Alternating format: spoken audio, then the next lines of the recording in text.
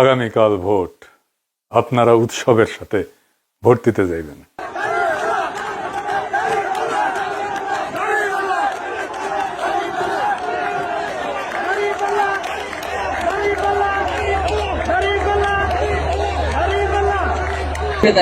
অবশ্যই দাঁড়িপাল্লা। ইয়েস, কসবা। হ্যাঁ, এবারে পরিবেশ কেমন মনে হয় আপনার নির্বাচনের পরিবেশ? অনেক ভালো।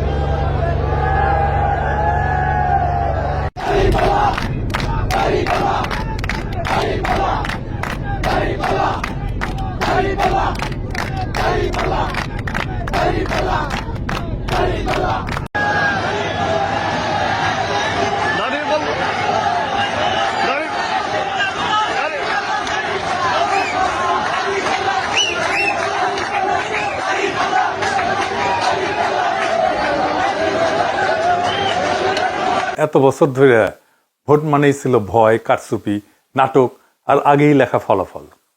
কিন্তু কালকের ভোট আলাদা। এই ভোট কোনো দল বাঁচানোর ভোট না, এই ভোট কোনো নেতার মুখ বাঁচানোর ভোট না, এই ভোট আপনার জীবনের হিসাব চাওয়ার ভোট। আগামীকাল থেকে শুরু হবে বাংলাদেশের এক নতুন অধ্যায়, এক নতুন কাল পর্ব। এই বাংলাদেশে কি হবে সেটা বলার আগে আমি আপনাদেরকে একটা কবিতার কিছু অংশ শোনাই। কবিতাটা অনেকেই শুনছেন, সুনীল গঙ্গোপাধ্যায়ের লেখা। নাম হইতেছে কেউ কথা রাখেনি।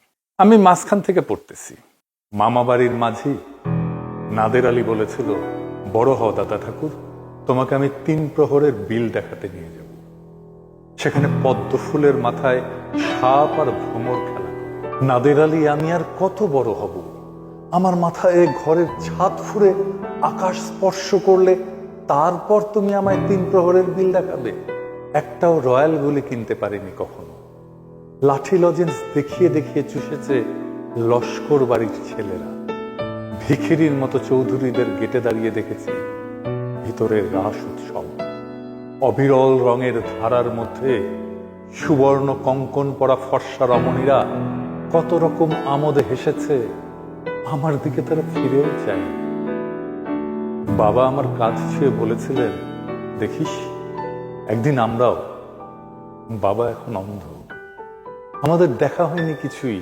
সেই রয়্যালগুলি, সেই লাঠি লজেন্স, সেই রাস উৎসব আমায় কেউ ফিরিয়ে দেবে না। আপনি কই বাচ্চাটা না যে একটাও রয়্যালগুলি কিনতে পারেনি শৈশবে? আপনি কই শিশুটা না যাকে দেখিয়ে দেখে লেবেন চুষ খেয়েছে লস্কর বাড়ির ছেলেরা? আপনি কি সেই কিশোরটা না যে ভিখিরির মতো চৌধুরীদের বাড়ির গেটে দাঁড়িয়ে দেখেছে ভিতরের উৎসব, কেউ আপনার দিকে ফিরেও তাকায়নি? আপনি কি সেই কিশোরটা না যার কাঁধে আপনার অক্ষম দরিদ্র বাবা হাত রেখে পরম মমতায় বলেছিল, দেখিস একদিন আমরাও? আপনি তো সেই যার দেখা হয়নি কিছুই, কোনো স্বপ্নই পূরণ হয়নি। আপনি তো জানেন আমাদের স্বপ্ন পূরণ হওয়ার না। আজকে আপনি কি সেই পিতা না যে ঠিক আপনার বাবার মতোই আপনার সন্তানের একটা সামান্য আবদার পূরণ করতে পারছেন না? আপনার স্ত্রীর জন্য একটা শাড়ি উৎসবে, অন্য কখনো না। সন্তানের জন্য কাপড় জুতা উৎসবে, অন্য সময় না, সব সময় না, কিনে দিতে পারছেন না। অসুখে চিকিৎসা, স্কুলের বেতন, বাসার ভাড়া, সপ্তাহান্তে একটু মাছ বা মাংস তুলে দিতে পারছেন? আমরা অধিকাংশই পারি না। এটা কোনো জীবন। আমাদের বাবা মায়েরা একটা বাচ্চাকে মাদ্রাসায় দেয়, কেন দেয় জানেন? অনেক কারণ আছে, কিন্তু একটা বড় কারণ, তারা জানে তার ইহজগতে সে সুখ পায়নি, শান্তি পায়নি। পরজগতেও যদি একটু শান্তি পায়, খোদা তাআলা যদি রহম করেন, তাহলে বেহেশতে যদি জায়গা দেন। কিন্তু কিভাবে দিবেন? জীবনে তো কোনো সওয়াব অর্জন করতে পারেনি সে তো গুনাহগার।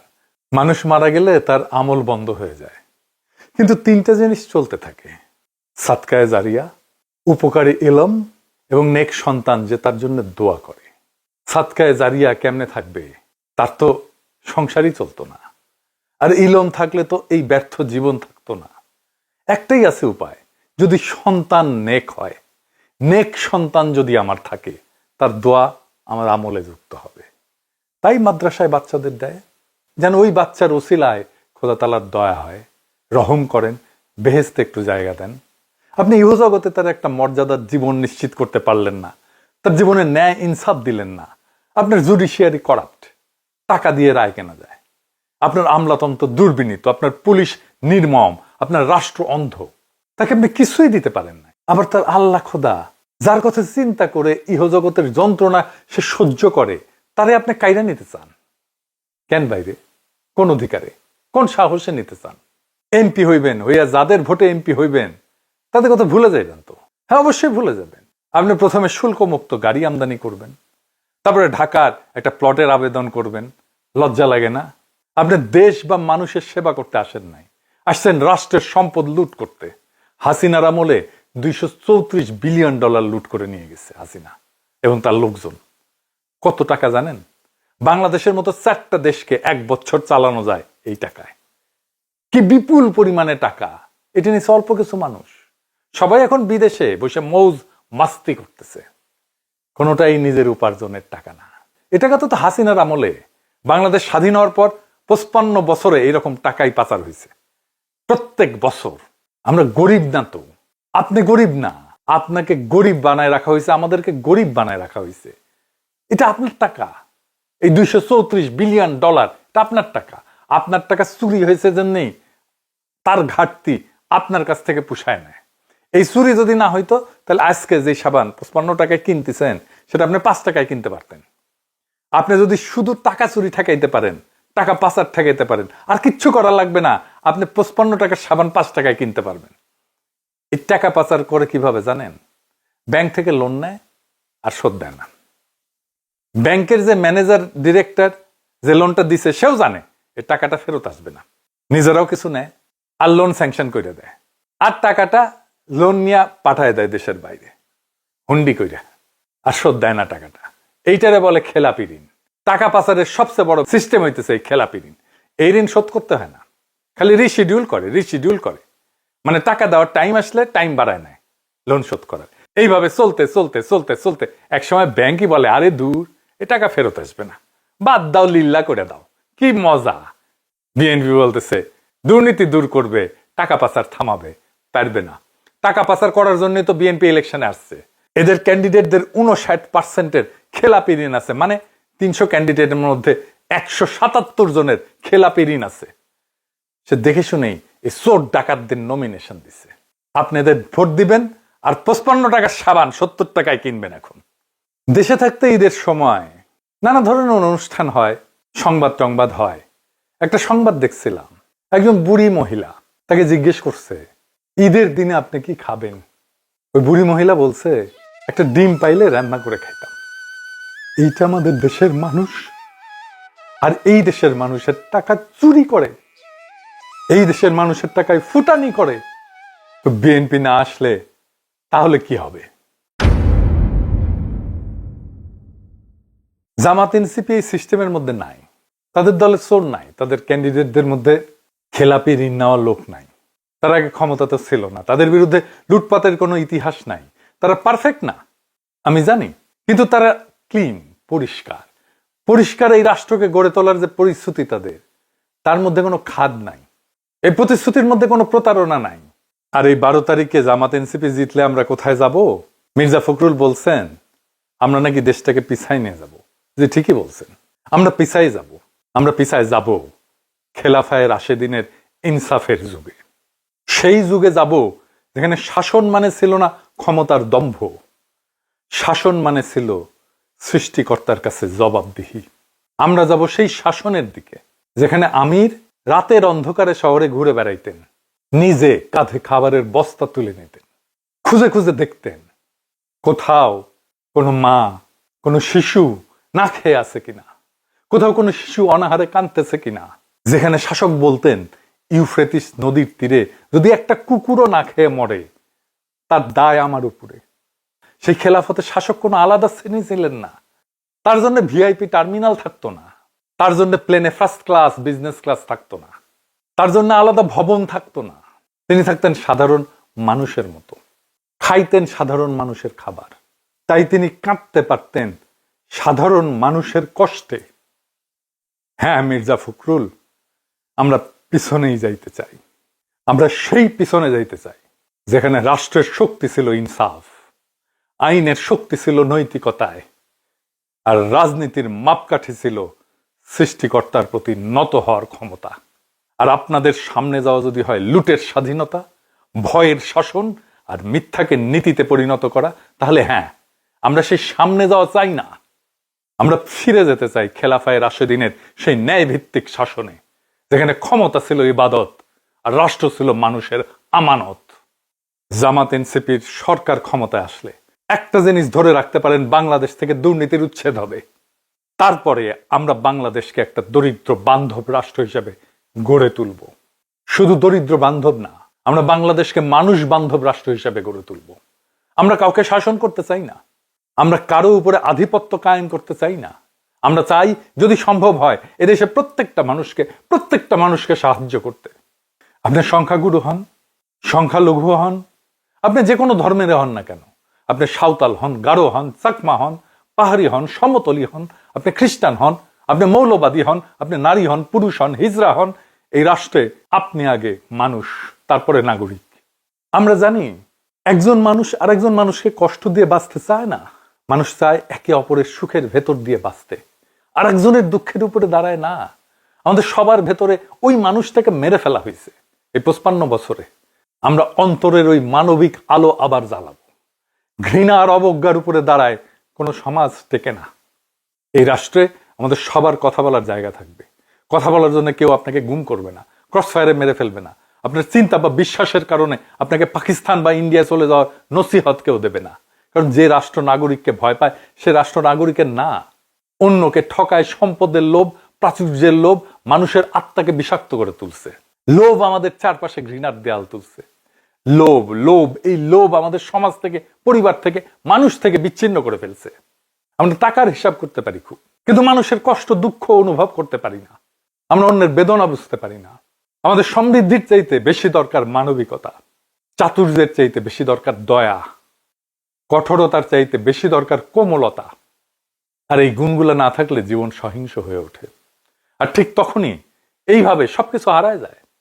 স্বপ্ন হারায়, কল্পনা হারায়, অন্যকে সাহায্য করার মনটা হারায়। আর আমরা মানুষ থাকি না, জিন্দা লাশ হয়ে যাই। এই দেশে সবার জন্য জায়গা আছে। এদেশের মাটি এতটাই উর্বর যে সবাইকে খাওয়ানোর জন্য পর্যাপ্ত শস্য উৎপাদন করতে পারে, যদি আমরা সঠিক পথটা খুঁজে পাই। জনগণের যে ক্ষমতা কেড়ে নিছিল হাসিনা, এইবার সেই ক্ষমতা জনগণের হাতে ফিরাই দিতে হবে আমাদেরকে। আমরা বাঙালি নাকি বাংলাদেশি এই কুটতর্কে কাউকে আর আটকে রাখা হবে না।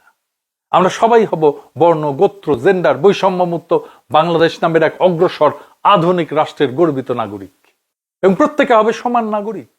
কেউ কারো চেয়ে ছোট না, কেউ কারো চেয়ে বড় না, সমমর্যাদা সম্পন্ন নাগরিক।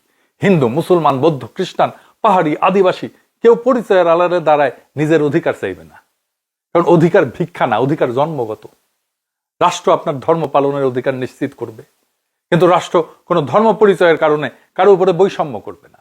আপনাকে মসজিদে ঢুকে কেউ পিটাবে না, আপনার মন্দিরের বিগ্রহ কেউ ভেঙে দেবে না। রাষ্ট্র তো কোনো দেবতা না, রাষ্ট্র মানুষের তৈরি। এই রাষ্ট্রকে কোনো রাষ্ট্রীয় প্রতিষ্ঠানকে দানব হয়ে উঠতে দেওয়া যাবে না। আমরা দেশের প্রতিরক্ষার জন্য শক্তিশালী গণপ্রতিরক্ষা ব্যবস্থা করব, সশস্ত্র বাহিনীর গণসম্পৃক্তি বাড়াবো। আর আমি বলতে চাই আমাদের সৈনিকদের, আমাদের পুলিশদের, আনসারদের, বিজেপিদের, নিজেদের হাসিনার মতো অমানুষের হাতে আর তুলে দিয়েন না। হাসিনা আপনাদের মানুষ মনে করতো না, আপনাদের এমন বানায় ফেলছিল যে আপনাদের জনতার মুখোমুখি দাঁড় করাই দিছিল। পুলিশ কোনো দুর্ঘটনায় মারা গেলে বলতো মানুষ আলহামদুলিল্লাহ। আপনারা কি এই জীবন চান? সারা দেশের মানুষের ঘৃণা নিয়ে বাঁচতে চান, নাকি চান যে বাংলাদেশের শিশুরা আপনাদের দেখে স্যালুট দিক? রাস্তায় মানুষ আপনাকে দেখে এক কাপ চা খাওয়াইতে পারলে নিজেকে ধন্য বলে মনে করুক। যারা আপনাদের অমানুষ খুনি বানাতে চায়, যারা আপনাদের দুর্নীতিগ্রস্ত বানাতে চায়, যারা আপনাদের চিন্তা, অনুভূতি, জীবন নিয়ন্ত্রণ করতে চায়, তাদের জন্য লড়াই করেন না। ওটা আপনার লড়াই না। ওদের জন্য অস্ত্র ধরেন না। বিশ্বাস করেন, রাস্তায় যখন স্লোগান দিছে কয়েকদিন আগে 1, 2, 3, 4 পুলিশের বিশ্বাস করেন আমার হৃদয়টা ভেঙে গেছে। এইভাবে তো রাষ্ট্র টিকবে না। পুলিশ ছাড়া আমরা রাষ্ট্র চালাবো কিভাবে? এটা সিরিয়াস একটা সংস্কার লাগবে, একটা সিরিয়াস রিকনসিলিয়েশন লাগবে জনতা এবং পুলিশের।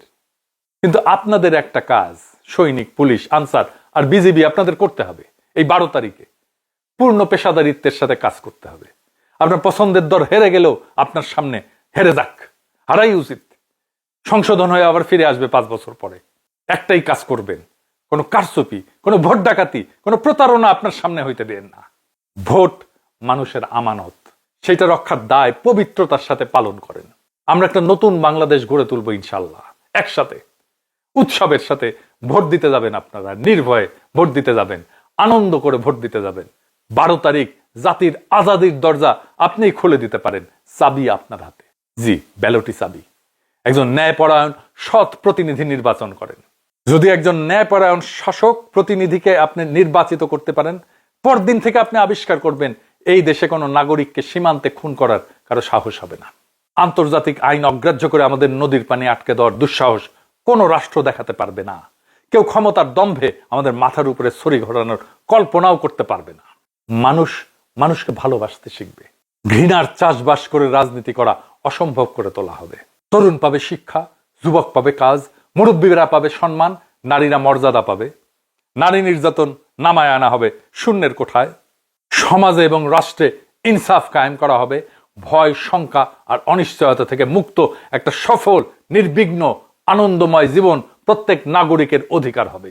এইটাই আজাদি। তাহলেই বাংলাদেশ নামের এই ভূখণ্ড শুধু মানচিত্র হিসেবে টিকে থাকবে না, মানুষের হৃদয়ে অমিত সম্ভাবনার নাম হয়ে উঠবে। আসেন 1971-এর স্বাধীনতার ঘোষণাপত্রের অমর 3 নীতি, সাম্য, মানব সত্তার মর্যাদা আর ইনসাফের ভিত্তিতে একটা নতুন বাংলাদেশ গড়ার জন্য একত্র হই। যে রাষ্ট্র আমাদেরকে গড়তে দেওয়া হয়নি 55 বছরে, সেই রাষ্ট্র গড়ার সুযোগ আজ আমাদের সামনে। আজাদির বাংলাদেশ আজ আমাদের খুব কাছে।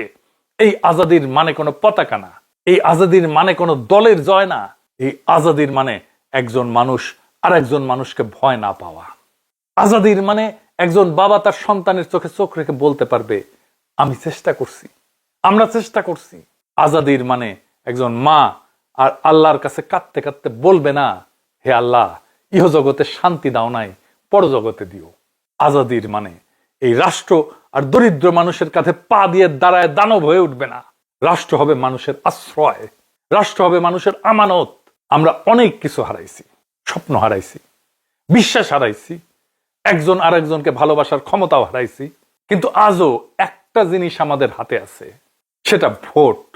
এই ভোট কোনো কাগজ না, এই ভোট কোনো মূল্যহীন জিনিস না।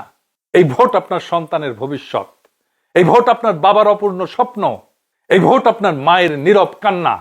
12 তারিখ আপনি যখন ব্যালট হাতে নেবেন, মনে রাখবেন আপনি শুধু একজন প্রতিনিধি বাঁচতেছেন না, আপনি ঠিক করতেছেন এই দেশে মানুষ মানুষ হয়ে বাঁচবে নাকি সংখ্যায় পরিণত হবে। আপনি চাইলে ভয়কে জিততে দিতে পারেন, আপনি চাইলে লুটেরাদের আরেকবার সুযোগ করে দিতে পারেন, আর আপনি চাইলে ইনসাফকে একবার সুযোগ করে দিতে পারেন। আজাদির দরজা আমাদের জন্য কখনোই খোলেনি। আজ সেই দরজার চাবি আপনার হাতে। আপনি সেই দরজার সামনে দাঁড়ায় উৎসবের সাথে ভোট দিতে যান, ভয়কে বাড়িতে রেখে ভোট দিতে যান, মাথা উঁচু করে ভোট দিতে যান, যেন একদিন আমাদের সন্তানেরা বলতে পারে আমাদের বাবা মায়েরা চুপ থাকেনি, তারা মাথা উঁচু করে দাঁড়াইছিল, তারা বেছে নিয়েছিল ইনসাফ। মহান সৃষ্টিকর্তা আমাদের এই অসমাপ্ত কাজ সম্পন্ন করার তৌফিক দিন। ইনকিলাব জিন্দাবাদ, আজাদি জিন্দাবাদ।